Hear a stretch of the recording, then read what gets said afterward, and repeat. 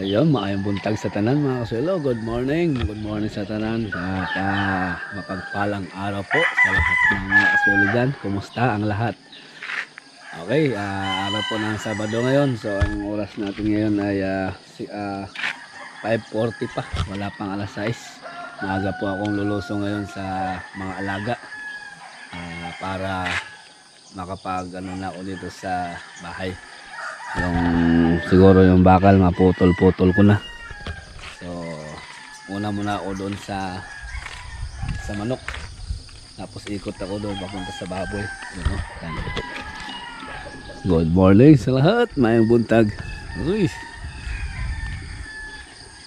tulog pa yung mga kapitbahay. Ayos na. Ayan o, si Jessica o. Uy, muna. Ano, sama-sama siya sa akin.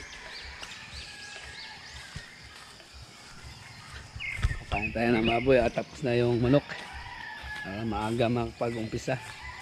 Dahil hindi pa ako nagkape. Pagkagising ko, diretso na ako kuha sa aking kaibigan. At diretso na ako dito sa pagbalik na lang ako magkape. Mag-almusal. Diretso sa almusal na. Tapos si Mrs. yung nagluluto ng almusal. Pagbalik ko, nakahanda na yung almusal. So, siyempre unahin ko muna yung mga alaga. Okay. Sa mag-ano kami ngayon. Tuloy yung buhos. Tanggal forma. Medyo maganda naman yung panahon. Maliwanag. Blue. Sana makapag tuloy-tuloy itong araw na to, hindi ulan ngayong araw ng Sabado. Okay, balik dik.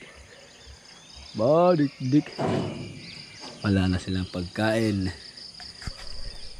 at nakasindi pa yung solar ni Ma'am and Sir galing ng Riyadh, Saudi Arabia. Tayo natin yun, no? Yes.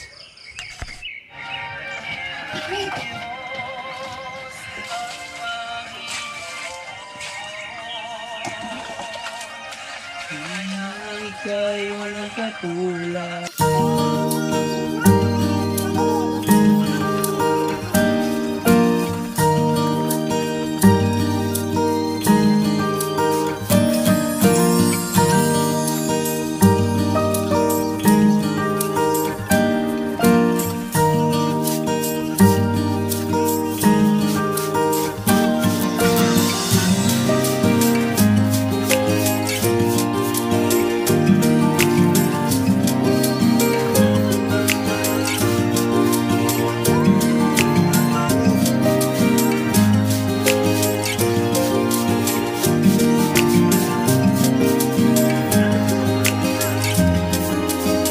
A few moments later.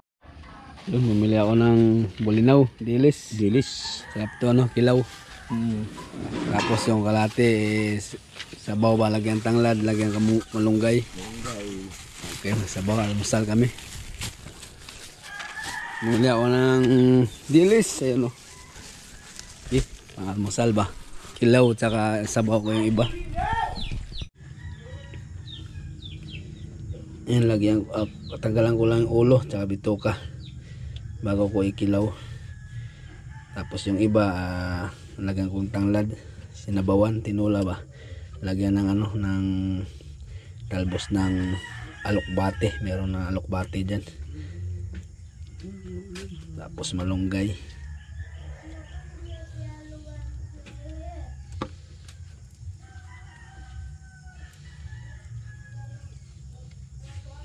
Presko na presko.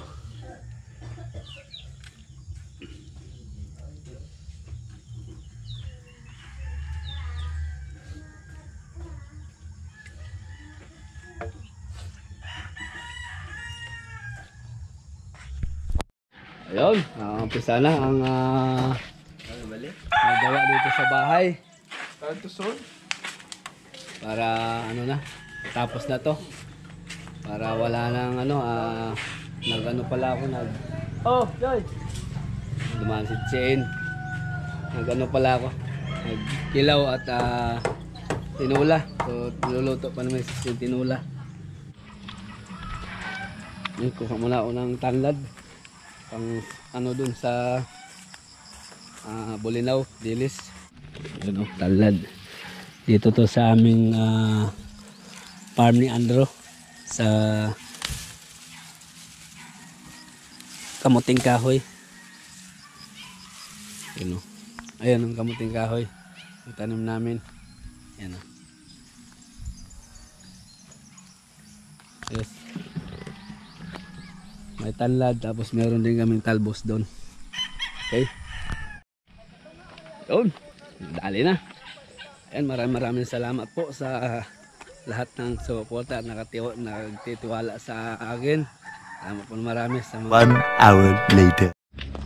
Ayan, mga kaswelo. Ayan, alis muna po ako kami ni Mrs. pala.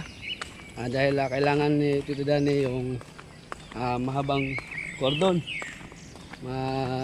Para sa welding. So si Mrs. din kukunin po yung nag-sponsor na naman po. Salamat po sa mga sponsor. Salamat po sa nag-sponsor. Ayan, para sa pambiling pagkain ng mama, biskwit at prutas. Tita Josie Carino, ayan, shout siya out. po si Tita Josie Carino. Tito Ben Carino. Tito Ben Carino, salamat po sa inyong tiwala po sa amin. Sa kabila ng lahat, meron pa rin taong mababait na ano. Ayun po, kasi po mayroon na namang nagsabi na nang limos po ako. Paano tayo nalilimos? Ano po, Kusa nila binigay yun. kusa po sila, ang kayang pong sponsor na po yan ay kusa po silang tumawag sa amin. Nagtanong kung paano sila magpadala. Tanong kung paano sila magpadala. Hindi naman po namin kilala yung mga yun. Hindi po. Kusa po sila nagsashot. Hindi po namin hiningi yan, hindi po ako nanghihingi. Ang tao po ay kung tutulong ay tutulong po yan. Wala nang tsitsi-buritsi. Wala Yan na po. kung ano sinasabi. Wala nang ibang sinasabi. Pero hindi lang natin maiwasan na may mga taong hindi tanggap na may taong hindi ko alam kung bakit ganyan sila. So ako po ay hindi po ako nanghihingi or nanlimos. Kusa po silang nagbigay sa amin tulong. Yan po namang tulong na ibinibigay nyo para sa mama. Yan po lahat ay ibigay namin sa kanya. Yan po, tunayan na po, meron tira si Mrs. dito. Paglabas ng aking mama, ibigay niya po sa aking mama. Yun. Yun po ang katotohanan na yan. So maraming salamat po lahat sa nag-sponsor, lalo na kay Tita Josie at Tito Ben. Ngayon nakukunin namin ngayon para pupunta kami sa ospital para iabot sa kanila yung pagkain na bibili namin, mga prutas bili namin. Pero siguro mauna lang ako siguro ni Mrs. Pukuha ako bibili kasi ako ng ano ngayon, cordon para sa welding, yung mahaba kasi maiksi nga lang yung nabili ko kahapon. Ayun, samahan nyo po kami sa araw na to, araw ng Sabado. Alright, naglakad-lakad muna pala kami ni Mrs. Di na kami ng motor para ma-exercise ako, para lumabas yung sama ng loob kasi medyo na-stress po ako kanina, konti lang naman, pero ngayon okay na, nailabas ko na. So dito na kami sa kanto, sakay kami ng tricycle. Nandito kami sa Friendstown, bye para bumili ng tinapay. Sabi ni Tita Josie, bili na namin ng tinapay, biskwit. Yan, bibili namin para kay mama at doon sa ospital yung nagbantay. Tapos pati sa bahay daw sila Yodoro at mga bata. Yes. You know, 5 para 2 sa anak ni tata, CG, Yodoro at doon sa ospital. Yes. Bili rin kami ng prutas, mangustin daw, tsaka saging. Ano sa mangustin te? Bili namin prutas sila. Yun yung pinabili ni Tita Josie Carino sa nag-sponsor. So, bibiliin po namin.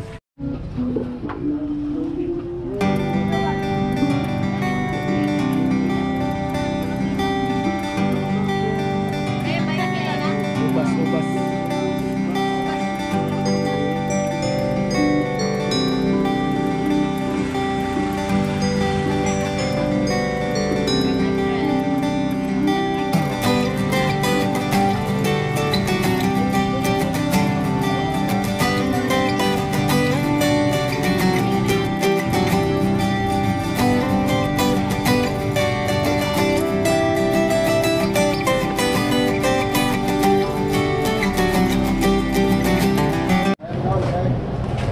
Bili rin kami ano, pagkain dito sa Andox. Pagkain nila ni mama at yung nagbantay.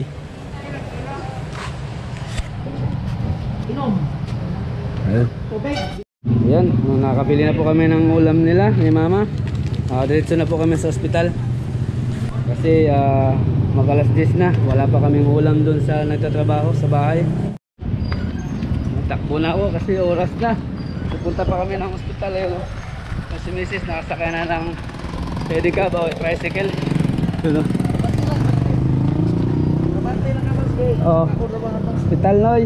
Sige, okay. Thank you. Yun, dito na tayo sa hospital saan naka-confine yung aking mama. Nakabot na natin sa kanila yung dire Noy. Dire. Oo. Oh, lain. Oops.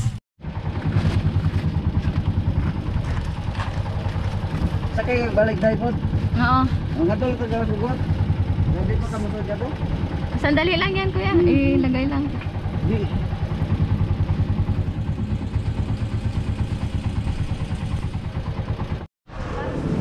Ayun, nakakapos ako sa oras. Talagang hindi na kinaya. Baka mamadali, kulang pa rin ano. 10:38. So bili na lang kami ng luto. Ayan, litso manok na lang bilhin ko sa tropa. At ulam sa bahay para sa lahat. Dahil hindi na makapagluto si Mrs. dahil tanghali na. Tapos bibili pa ako ng ano, dadaan pa ako sa friends, bibiling cordon ng welding. Bibili na si Mrs. ng ano, ulam dyan. 5 boss, 5 kabuok, 5 piraso. Kasya na siguro namin yan. Ayos, para mapaiba naman yung ulam nila. Ayos. Iniwanan ko si Mrs. doon, naghahintay sa manok. Sakay ako ng tricycle dito para pupunta ako ng GNF para bilhin yung ano ng cordon sa kuryente. Yun. GNF boss. Yes. Yun, dito na tayo sa GNF.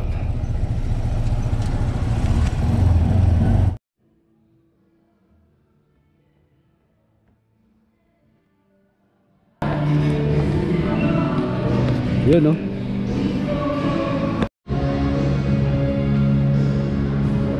Bumili akong 6 na metro.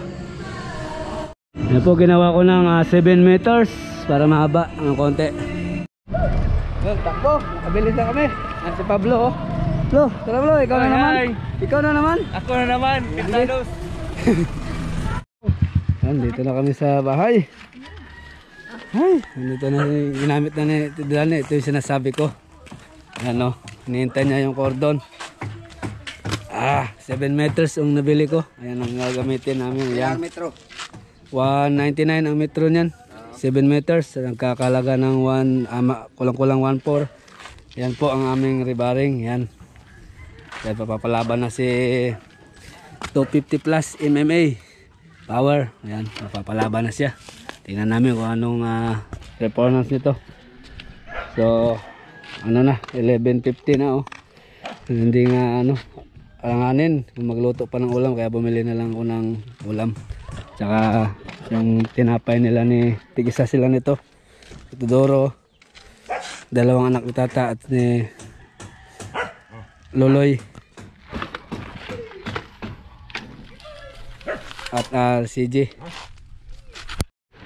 Ayan na, ito pala ito Doro, CJ sa kay Loloy at share na lang sila daw ni ano, 2 ni anak ni Tata pala. So hati sila dito ni Abigail at Tria, mga anak ni Tata.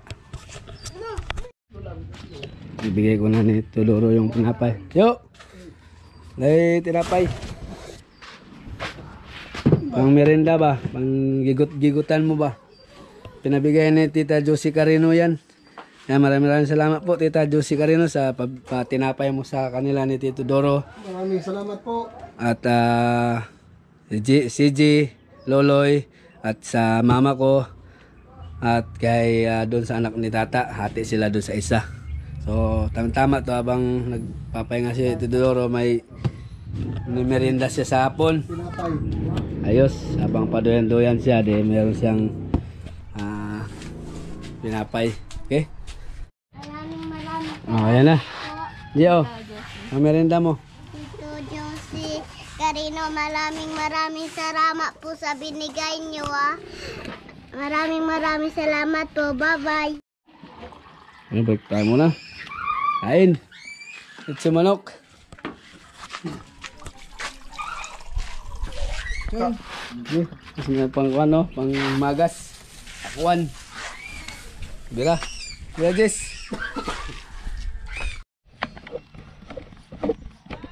Ayun, habang nagpapahinga ang tropa, ako rin ay nagtungo dito sa kubo para magpakain ng aso.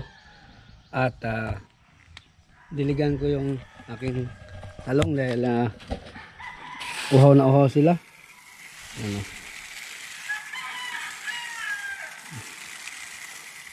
Diligan ko lang. Alright, tapos diretso ako doon sa biik para magpakain.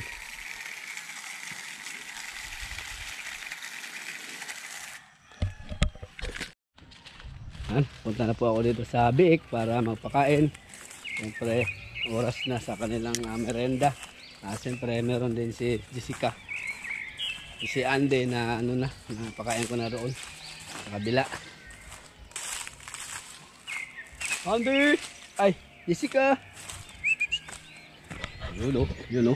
Oh. Huhuy! Huhuy! Huhuy! Kain na! Hindi ka? Kain tayo. Ay, kain tayo. Kain ka pala. Tapos na pala kami. Kayo ni ano, badikdik.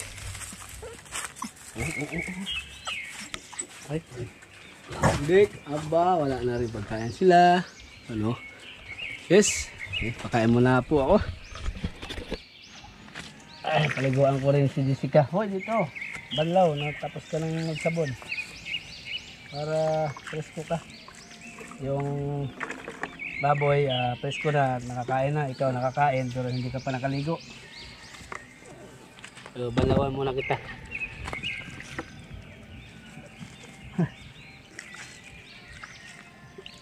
Opo, pilipat na po. Uwi ka muna sa mga kasulo natin. Hello!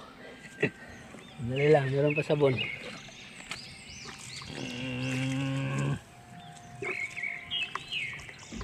Ayos! Takbo! Ayos! Ligo na sila. Naligo na lahat. Aso at baboy. Ano no? Nagpa-sounds din ako. Yun no? Sige, kain na kain. Yun na. Okay na sila. So, pwede ko nang iwanan sila dahil okay na. May tubig, malinis na yung kulungan. Nakaligo na, nakakain na. Okay, ako'y babalik na sa taas para pahinga ng kaunti. Tapos trabaho na sa bahay. Merong matapos. Magbubuhos kami ngayon. Tulungan ko si Jessica. Oh, doon ka lang. Kasama daw siya. Doon sa kubo, doon sa kapatid niya. Pero babalik naman siya dito. Paghapon, babalik siya. Doon sa magbantay sa kanyang kaibigan. Ayan, ang aking ano po ngayon. Masaya po ako sa aking ginagawa ngayon. May pinaalaga ang baboy at may kaunting tanim. Kahit hindi po akin ang lupa, nakikiusap lang kami ni Andrew na makitanim dito. So hindi naman iba yung may-ari. Okay na para sa amin, nasa kasama yung tropa. Akin lang, masaya lang ako ngayon. Basta importante wala tayong naapakang tao. Hindi tayo ng lamang. So yan lang ang aking simpleng motto ni Jessica. So balik ako sa kubo ay sa bahay. Papahinga.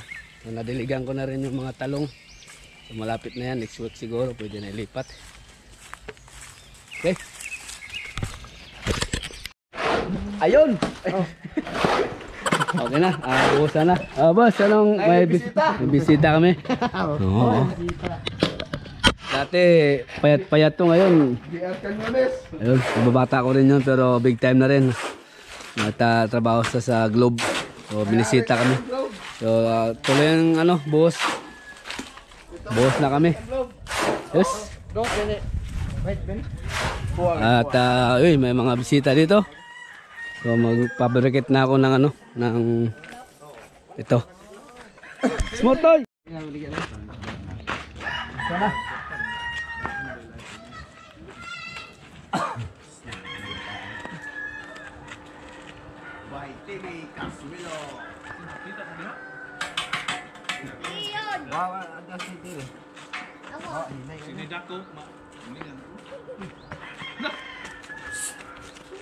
Dito rin mo, siya iya. Init na din mga bataa. Ramay mga. Bro.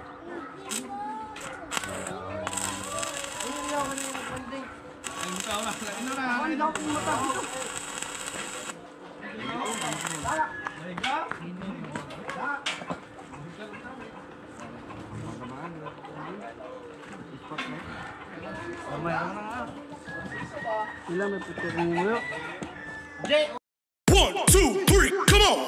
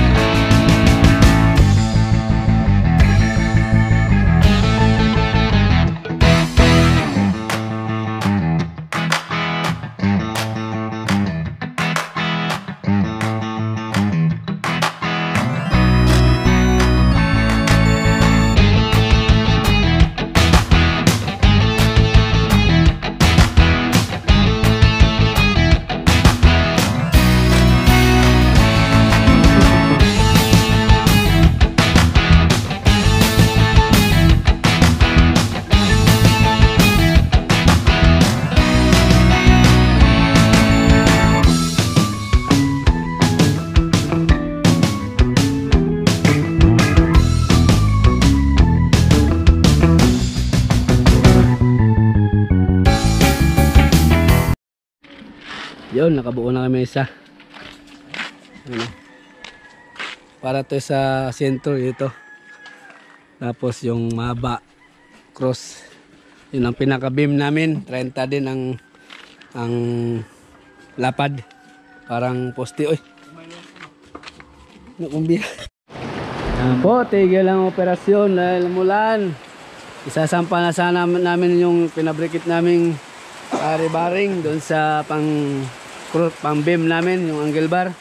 Kaso sumirit na naman yung ating kalangitan. So pahinga muna kasi mainit kanina. Nagwe-welding. So pahinga muna. Tapos na po lang buhusan. Tapos sabay. Tapos na. Tapos na do. Nah, Okay. may sudan. Yes. Muna kami dito. Kasi yun nga, muulan. Hindi makapag-welding. Ayan, pagtulong-tulungan namin to dahil medyo mabigat. Dahil makapal yung angle bar. 1/4 ang kapal. Dito ako sa taas. Kami ni Viberto. Gamit namin lubid.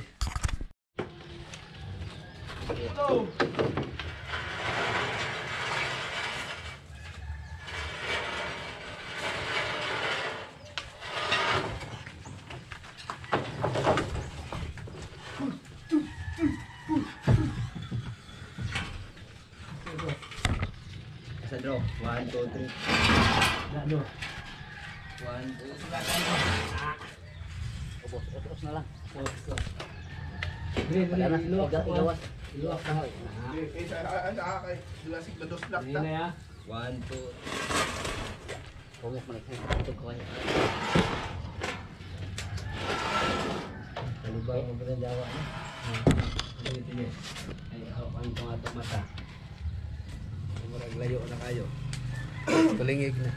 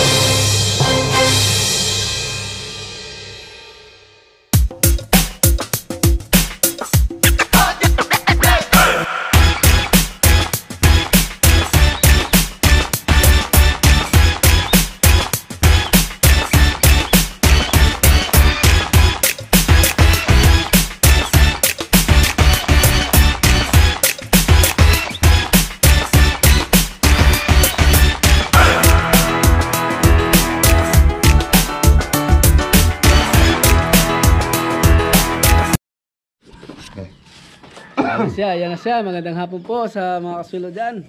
Alas 5 na. Wala pa pala. Pero ayan lang muna. Tigil muna. So ayan o. Ayan po ang pinaka-beam namin sa gitna.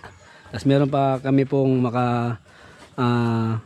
dito din sa gitna rin para doon papatong yung tubular na pa-slanting.